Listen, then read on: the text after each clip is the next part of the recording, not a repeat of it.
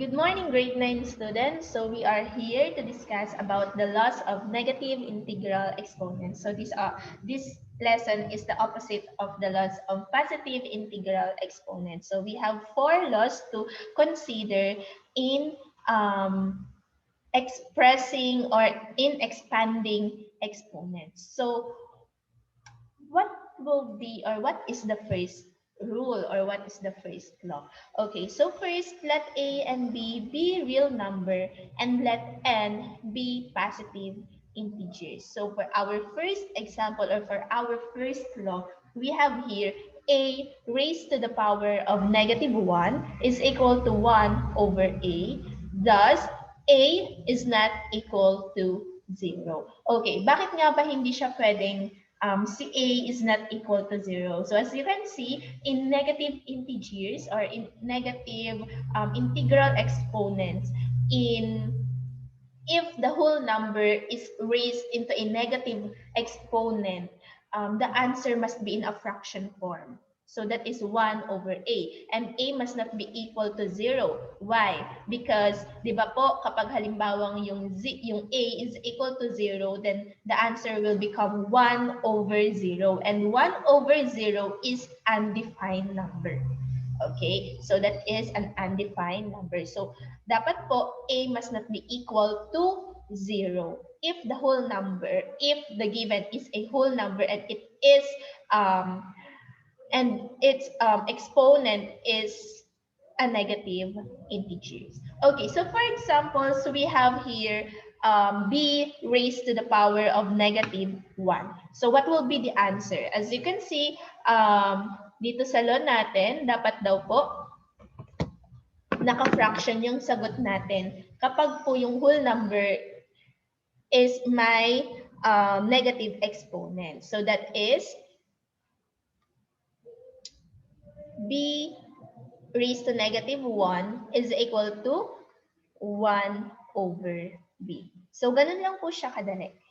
Okay? So how about this one? C raised to -1. So that is equal to 1 over C. Okay? So how about D raised to -1? So that is 1 over D. Okay? And then dito naman po tayo kapag halimbawang meron naman tayong constant number. Okay? So 7 raised to -1 or raised to the power of -1, that is 1 over 7. And 26 raised to the power of -1, that is also 1 over 26. And 9 raised to the power of -1, that is 1 over 9. Okay, very good. So in our first law, as you can see, the exponent is only in a -1. Okay, so later on, sa mga susunod po nating mga examples, we will encounter an exponent that is higher than -1 or lesser than -1. Okay, so let's proceed to our next law, and that is 1 over a raised to n is equal to a raised to n. So this is equal to a raised to n. This must be in an equal form. Okay, so the second law is the opposite of our first law. Okay, sa ating first law kasi, the given is in a whole number. But in our second law, the given is in a fraction form. As you can see, 1 over a raised to n must be equal to a raised to n. So baliktad siya. Okay, sa first law natin, si whole number, ginagawa natin siyang fraction number. And in our second law, yung given fraction natin ay ginagawa naman natin siyang whole number. Ma'am, bakit po ba ganon? Bakit po nagkakaroon ng opposite? Okay, so hindi po kasi tayo pwede magkaroon ng negative exponent. So dapat sinisimplify po natin siya. Okay? Kapag meron po kayong nakitang given or any number that is raised to the power of negative integers, you need to simplify it. Okay? You need to simplify that number or that expression. Okay? So now, let's have an example about the second law. So Again, the second law is 1 over a raised to negative n. Don't forget that n be a positive integers. Must be a positive integers. Dapat daw po hindi siya negative integers. Okay, so now let's have an example. For example, we have 1 over b raised to negative 2. Okay, again, so 1 over b raised to negative 2. So our given is in a fraction form and the denominator is raised in a negative integers. So the answer must be, what will be the answer? The answer is b raised to 2. Okay, so how about the next example? Okay, so we have a 1 over 3 raised to negative 3. Okay, 1 over 3 raised to negative 3. As you can see, this is also a fraction and the denominator is raised in a negative power. So, dapat daw po wala tayong negative power or negative integers, isn't it? Okay, so let us simplify the expression or the given expression. So it will become 3 raised to 3. Okay, so from our past lesson, di ba? Any number that is raised in a power, dapat po sinisimplify natin siya. Okay, so 3 raised to 3 is equal to 27. So why 27? Because 3 times 3 times 3 is equal to 27. 3 times 3 is 9. 9 times 3 is equal to 27. So don't forget, huwag po kayong malilito that any number that is raised in a power, you need to multiply that number, that same number on how many exponent or on how many power. Kung ilang exponent po ba siya itinaas. Okay, so ganon. So we have 3 raised to 3, that is 27. So next, we have 1 over 2 raised to negative 4. As you can see, same process po tayo. So it will become 2 raised to 4. 2 raised to 4 is equal to what? 2 times 2 is 4. 4 times 2 is 8. 8 times 2 is 16. So the answer is 16. So that is not 2 times 4, okay? So 2 times 2 times 2 times 2. Okay, 2 times 2 again is 4. 4 times 2 is 8. 8 times 2 is equal to 16. So sa mga nalilito, ganito siya. If you want to expand it, ganito po siya. 2 times 2 times 2 times 2. Okay, 2 times 2 is 4. 4 times 2 is 8. And 8 times 2 is equal to 16. So 2 raised to 4 or 2 to the fourth power is equal to 16. Okay, so next we have 1 over 5 raised to negative 2. Okay, so same process, same rule, okay, same example but different in given number. So 1 over 5 raised to negative 2 is 5 raised to 2. So 5 raised to 2 or 5 to the second power is equal to 25. So that's it. Okay, so now let's go or let's proceed to the next law or to the next rule of negative integral exponent. Okay, so here, again, let A and B be real number and let N be positive integers. Okay, so here, in our given, A raised to negative N, or in our law, A is equal to, A is raised to negative N or A to the negative power is equal to the quantity of 1 over A raised to N. Okay? So, parang same naman po sila sa parang same naman po sila sa rule number 1. Yes, they have a common process. Meron silang parehong gagawin. Okay? So, same process lang sila. Pero ang pinagkaiba po nito, si N is not equal to 1. As you can see, so it's more than 1. Okay? So, sa first example kasi natin, naka-raise lang siya sa 1 or the power is only 1. Okay, so here in our second example or in our third law, okay, any number that is not 1 or 0. Okay, so ma'am, paano po siya? So for example, we have 2 raised to negative 3. As you can see, our given is in a whole number. Okay? So kapag whole number siya, anong gagawin natin? Dapat po maging fraction siya. So ganito siya. 2 raised to the negative 3 or 2 raised to the power of negative 3, it will become 1 over 2. 1 over 2 to the quantity of, or the quantity of 1 over 2 raised to the power of 3.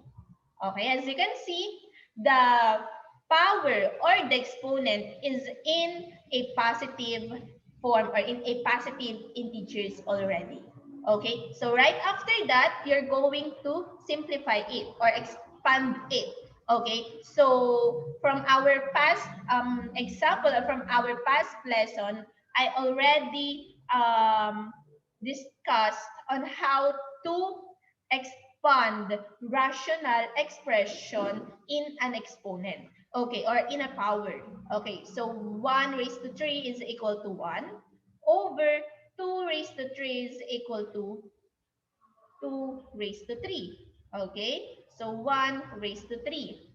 Okay, so it will become 1 times 1 times 1 is equal to 1 over 2 raised to 3 is equal to 8 because 2 times 2 times 2 is equal to 8. So this is now the answer. Okay, so ma'am, how about 5? What is this? 5x raised to negative 6. As you can see, class, here in our second example, the only variable or the only real number or whatsoever or the variable itself, okay, siya lang po yung naka-raise sa negative exponent. Okay, so hahayaan po muna natin si 5. Okay, so magkatabi si 5 and x raised to negative 6. So ibig sabihin, pinagsama sila sa pamamagitan ng isang operation that is multiplication. So let us separate them first. So that is 5 times x raised to negative 6. Okay? Let's separate them. Okay? Ma'am, bakit po? Kasi si x raised to negative 6 lang naman po yung nasa negative exponent. Okay? So si 5 wala siyang kinalaman kasi si 5 ang exponent niya ay 1 and that is positive. Okay? So now, let us simplify x raised to negative 6. Okay, ma'am, how? How are we going to simplify x raised to negative 6 kapag may kasama naman siyang 5? Okay, so that is 5 times, what is the simplification? Or how are you going to simplify x raised to negative 6? It will become 1 over x raised to 6. Isn't it? Okay, so the final answer is equal to 5 over x raised to 6. Ma'am, bakit po? Because 5 times 1 is equal to 5 over x raised to 6. Okay, don't forget that. Okay, so that is the example of our third law or third rule of negative integral exponents. Okay, so now let's move on to our last rule. And sana wag po kayong malito dito kasi pagsasama-samahin na po natin lahat. Okay? So now let's proceed to our last rule. And that is here. Okay? So, nakapaloob naman po siya sa parenthesis.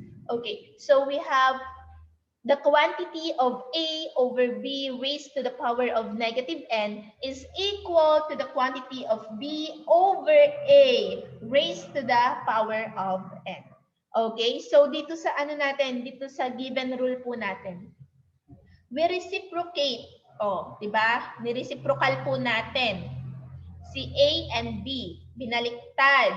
Okay? Para po maging positive yung exponent.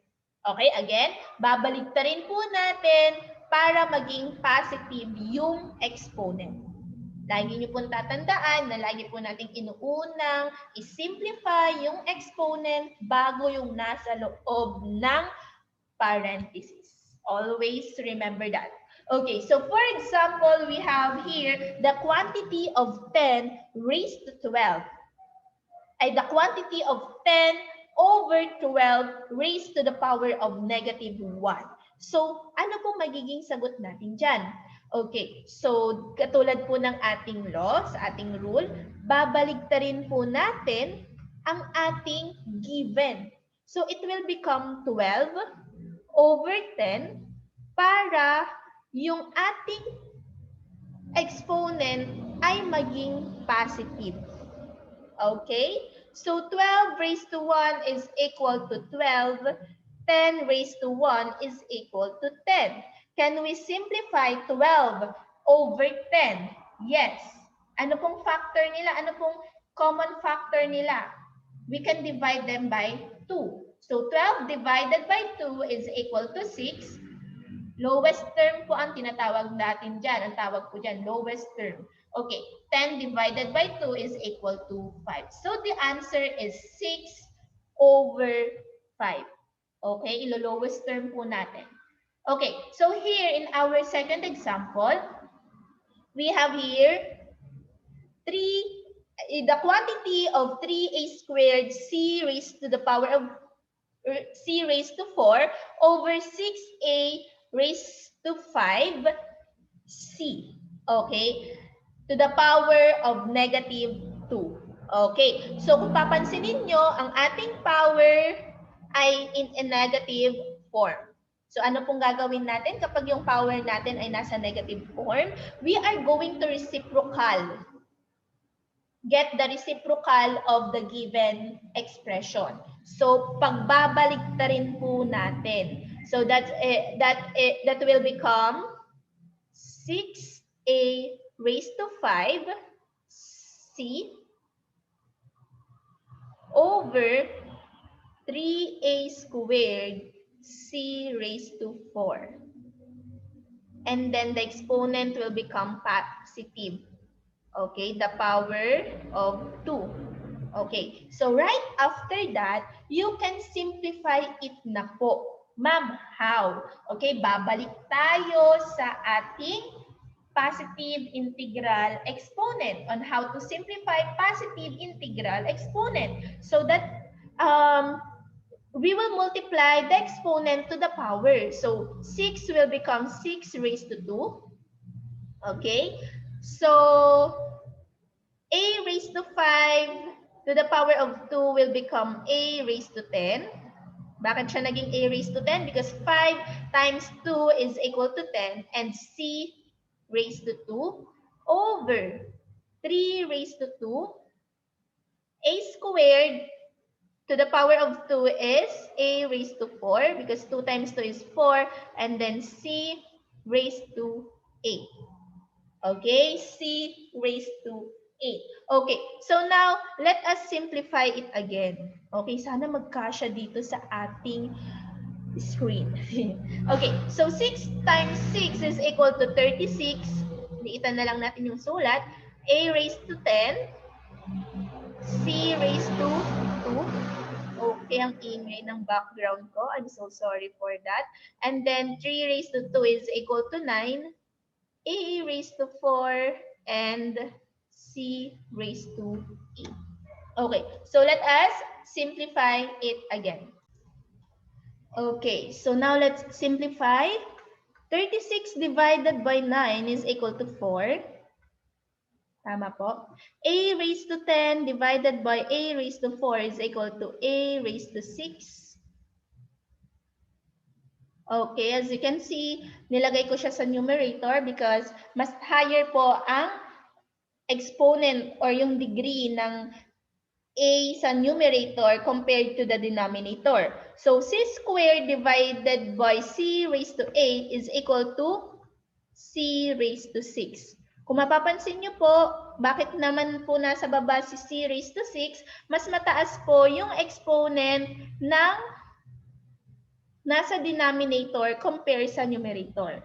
Okay, kapag magdi-divide po tayo ng exponent, subtract the exponent. And then ilalagay po natin siya kung saan ba mas higher yung degree ng exponent. Kung sa numerator po yung mas mataas na exponent, sa numerator po natin siya ilalagay. Pero kung yung exponent, mas mataas yung exponent ng nasa baba or nasa denominator, sa denominator natin siya ilalagay. So, ganun din po in dividing numbers. Okay. So, the final answer is equal to 4a raised to 6 over c raised to 6. Okay, so do you want another example? Okay, I will give another example about this. Okay, so for our next example, ganun din po siya. Pero kung mapapansin niyo po, wala po siyang parentheses. So our next example is the combination of all laws.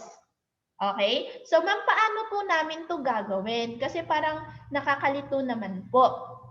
Okay, so wala nga po siyang parenthesis. Tama po. Okay, so ngayon gagawin nyo isa-isa. Isa-isahin nyo siya.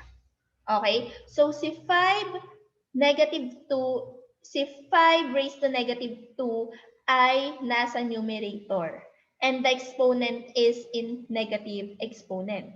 Okay, so ang gagawin nyo po, dahil si 5 raised to negative 2 ay nasa numerator, you will bring it down to denominator. So it will become 5 raised to 2 para maging positive po siya. 'Di ba? Naging positive siya.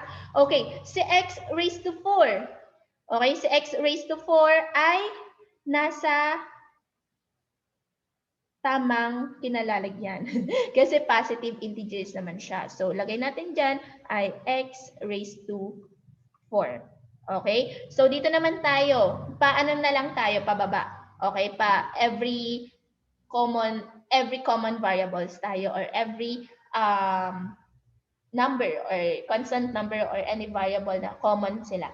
Okay, so 5 raised to negative 1. Dahil si 5 raised to negative 1 ay naka-raised nga sa negative exponent, para maging positive siya, ilalagay naman natin siya sa numerator. Okay? So, it will become 5 na lang. Ma'am, bakit po 5 na lang? Kasi 'di ba positive naman na siya. So, hindi niyo na siya kailangan lagyan ng exponent na 1. That is considered as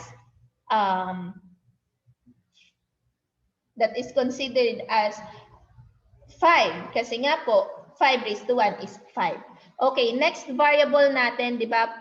Tapos na tayo dito. Next naman po ay dito. So x raised to 4, dahil positive naman po siya, it will remain there sa numerator. Hindi na natin siya kailangan galawin. Si x raised to negative 12. So negative 12 po siya. So dapat kailangan niyang maging positive. So dadalhin natin siya sa numerator, reciprocal, don't forget that, para po maging positive 12 po siya.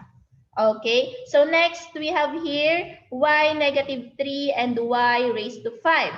So si y raised to negative 3 is in a negative form or in a negative exponent. Okay, so let us reciprocal y negative 3. So it will become y 1 over y cubed. Dadalhin po natin siya sa denominator.